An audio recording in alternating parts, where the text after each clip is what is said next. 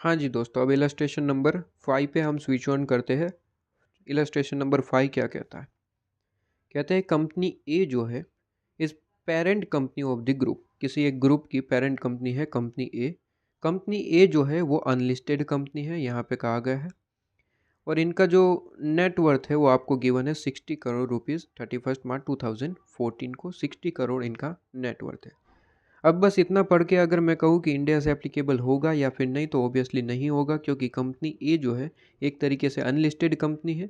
और अगर unlisted company है तो 250 करोड़ से अगर आपका नेटवर्थ कम है तो आपके लिए इंडिया से एप्लीकेबल नहीं है अनलिस्टेड कंपनी के केस में। ठीक है, इलस्ट्रेशन 1 के वक्त हमने सारी चीज़ों का रिवीजन कर लिया है, तो बार बार रिवाइज नहीं करवाएंगे। ठीक है, तो यहाँ पे ये चीज़ आपके पास में क्लियर है, ऑलरेडी बता चुके हैं, ये चीज़ हमने लिखवाई भी थी।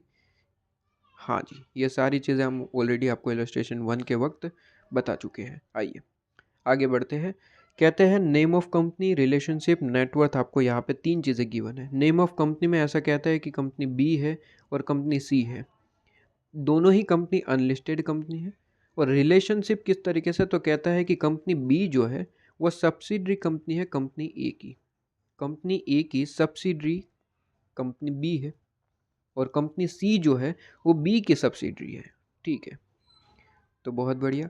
और इनका नेटवर्थ आपको पर्टिकुलर डेट पे, मतलब कि 31 मार्च 2014 के हिसाब से आपको इनका नेटवर्थ गिवन है। बी का जो है वो 600 करोड़ है और सी का जो है 150 करोड़ है। ध्यान रहे दोनों ही अनलिस्टेड कंपनी है। ठीक है, इसके बाद कहता है कि वेदर इंडेस एप्लीकेबल है कंपनी ए, बी और सी, ये 3 कंपनी को इंडेस एप्लीकेबल है या फिर नहीं, ये आपको पूछा गया है। इसके लिए हमें थोड़ा सा यहाँ पे ड्रॉ करना पड़ेगा ये चीज़ को, ये रिलेशनशिप पूरी की पूरी हमें ड्रॉ करनी पड़ेगी, तभी एग्जैक्ट हमें समझ आ सकता है। तो कहते हैं कि हमें यहाँ पे सबसे पहले कंपनी ए की बात करी गई। कहते हैं कि वो पेरेंट कंपनी है और ऑब्वियसली पेरेंट कंपनी है तो सब्सिडी कोई ना कोई होगी। तो इसके बारे में भी यहाँ पे बता दिया कि कंपनी बी जो है वो सब्सिडी है कंपनी ए की। तो कुछ इस तरीके से यहाँ पे ड्राइंग बनेगी कि कंपनी ए सबसे पहले है आपके पास में। ठीक है, कंपनी ए सबसे पहले आपके पास में यहाँ पे आपके पास में है। ठीक है, अब कंपनी ए के नीचे, मतलब कि कंपनी ए के सब्सिडरी कंपनी जो है वो कंपनी बी है। कंपनी बी जो है किसकी सब्सिडरी है सर? कंपनी ए की। ठीक है, और सी जो है वो बी की सब्सिडरी है, मतलब कि बी के नीचे भी एक कंपनी है और वो कौन सी कंपनी है? कंपनी सी। कंपनी सी जो है वो बी की सब्सिडरी है। ठीक है, कंपनी सी। तो कुछ इस तरीके से आपके पास में रिलेशनशिप देखने को मिल रही है। अब यहाँ पे क्या कहता है? कहते हैं कि सर कंपनी ए जो है जिनका नेटवर्थ 31 मार्च 2014 को 60 करोड़ है। ठीक है जी, तो इनका जो नेटवर्थ है वो 60 करोड़ है। ठीक है जी, ये इन रुपीज़ सारे के सारे अमाउंट है 60 करोड़। बी का अगर नेटवर्थ देखें तो बी का जो नेटवर्थ है वो 600 करोड़ है। ठीक है, 31 मार्च 2014 को 600 करोड़। ठीक है, और सी का कितना है? तो सी का कहते हैं 150 करोड़ आपके पास में गिवन है, तो 150 करोड़।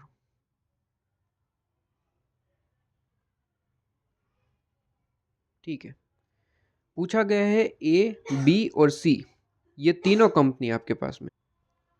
ठीक है, ए, बी और सी को क्या इंडेस एप्लीकेबल है या फिर नहीं, ये पूछा गया है। बड़ा ही सिंपल सा पॉइंट है। इलस्ट्रेशन नंबर 1 में हमने सारी चीज़ें पढ़ा दी है, बस एक दो चीज़ें और पढ़ाऊंगा और कंपनी से रिलेटेड सारे कंसेप्ट आपके पास में ख़त्म हो जाएंगे। यहाँ पे मैंने अभी तक पढ़ाया था कि सर कौन सी कंपनी जो है इंडेस एप्लीकेबल है, कौन सी नहीं है। फेज़ 1 फेज़ 2 ऑलरेडी पढ़ा चुके हैं। बस इलस्ट्रेशन 1 में जो रिवाइज़ करवा दिया वो तो रिवाइज़ नहीं करवाऊँगा, लेकिन आगे 2-3 पॉइंट और बढ़ा दें और ये इलस्ट्रेशन ख़त्म हो जाएगा। कहते हैं कि सर इंडेस एप्लीकेबल है नहीं है, वो तो आप देख लेंगे नेटवर्क के बेसिस पे, और फेज़ 1 में है या फिर 2 में वो आप डिसाइड कर लेंगे। अब यहाँ पे ध्यान देने वाली बात ये थी कि अगर किसी कंपनी को इंडेस एप्लीकेबल है, अगर किसी कंपनी को इंडेस एप्लीकेबल है, तो आपको ध्यान ये रखना है कि ये कंपनी पे तो इंडेस एप्लीकेबल है, वो तो इंडेस फॉलो करेंगी ही करेंगी। ठीक है, लेकिन इस कंपनी की जो होल्डिंग कंपनी है, इस कंपनी की जो सब्सिडरी कंपनी है, सब्सिडरी कंपनी, उन पे भी इंड एस एप्लीकेबल हो जाएगा। क्यों? क्योंकि इस कंपनी पे इंड एस एप्लीकेबल हुआ है। तो रूल देखा ज़रा, जिस कंपनी पे इंड एस एप्लीकेबल है उसकी होल्डिंग और सब्सिडरी भी इंड एस में कवर हो जाएगी। ठीक है जी। तो अगर मैं कहूँ कि यहाँ पे कोई होल्डिंग कंपनी है, अगर कोई होल्डिंग कंपनी है और इसकी एक सब्सिडरी कंपनी है, ठीक है, सब्सिडरी कंपनी है, सब्सिडरी वन मैं कह देता हूँ, ठीक है, सब्सिडरी वन है, उसकी भी एक सब्सिडरी कंपनी है, सब्सिडरी वन की भी एक सब्सिडरी कंपनी है जिसे मैं कह देता हूँ सब्सिडरी वन ए। ठीक है, कंपनी का नाम सब्सिडरी वन ए। अगर मैं कहूँ कि अगर ये जो कंपनी आप देख रहे हैं सब्सिडरी वन, अगर इस पे इंड एस एप्लीकेबल हो गया, अगर इस पे इंड एस एप्लीकेबल हो गया तो इसका मतलब होगा कि होल्डिंग कंपनी को भी इंड एस फॉलो करना पड़ेगा और सब्सिडरी वन ए को भी इंड एस फॉलो करना पड़ेगा। क्या ये मतलब निकल के आता है? तो आंसर इज यस।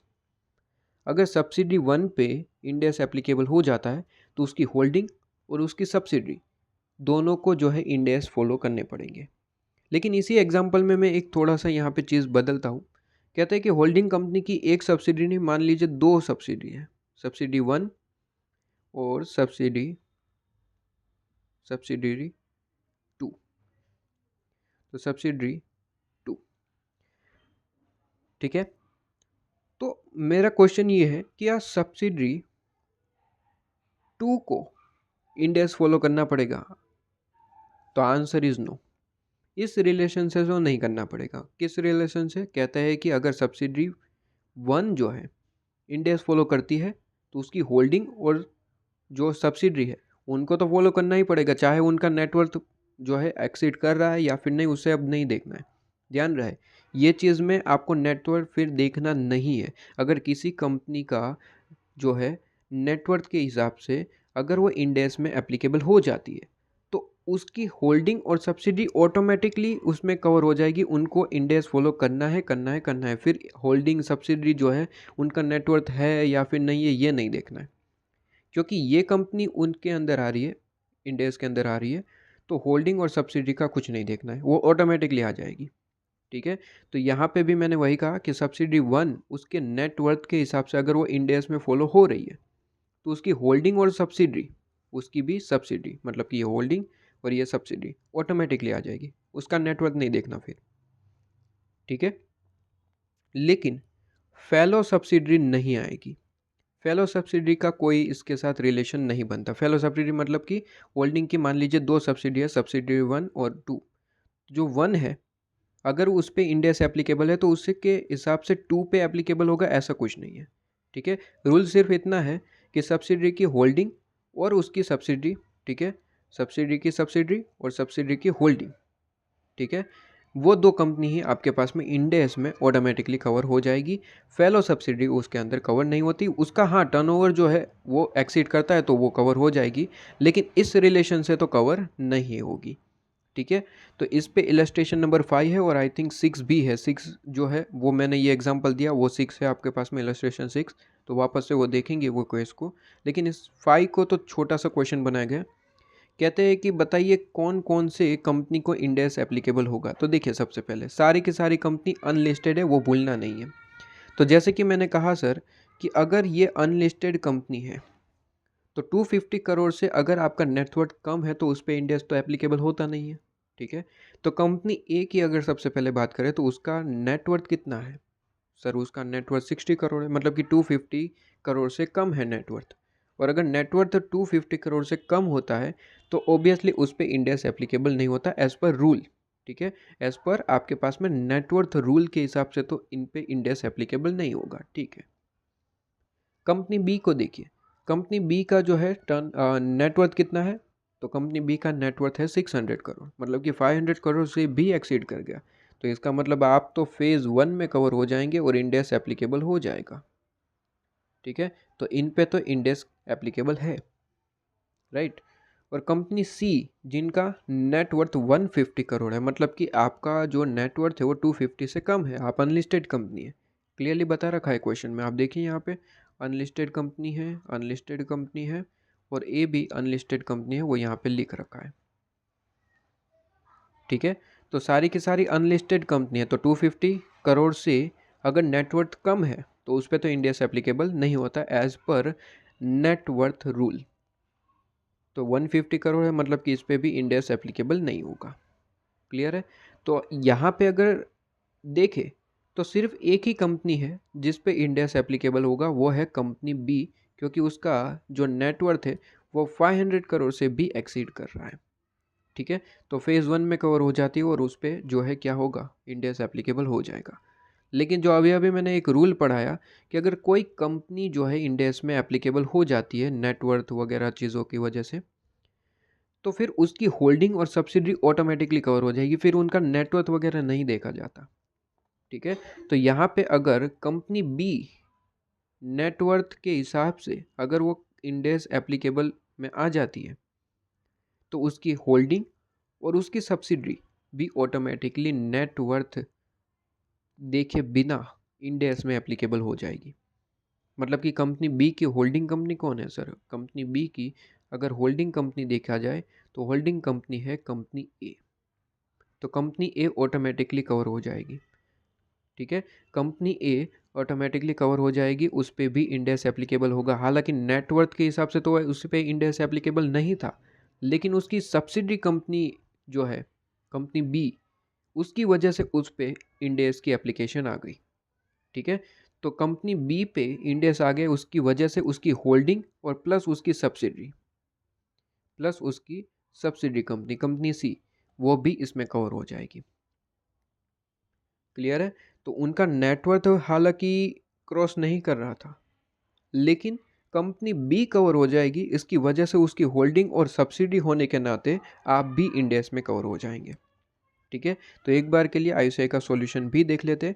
कहते हैं कि कंपनी ए एंड सी जो है वो अनलिस्टेड है, do not exceed the net worth criteria, network criteria को एक्सीड नहीं कर रहे, वो तो हमने भी बताया। ठीक है, हमने देखिए इस तरीके से समझा भी था कि क्रॉस करके कि उस पर नेटवर्थ के हिसाब से तो कोई लाइबिलिटी नहीं बनती है आपके पास में इंडेस के हिसाब से। ठीक है, लेकिन कहता है हावेवर, क्या लिखा है हावेवर। ठीक है, हावेवर कहता है कि नेटवर्थ जो है बी का वो तो एक्सीड कर रहा है 500 करोड़ से भी ज़्यादा।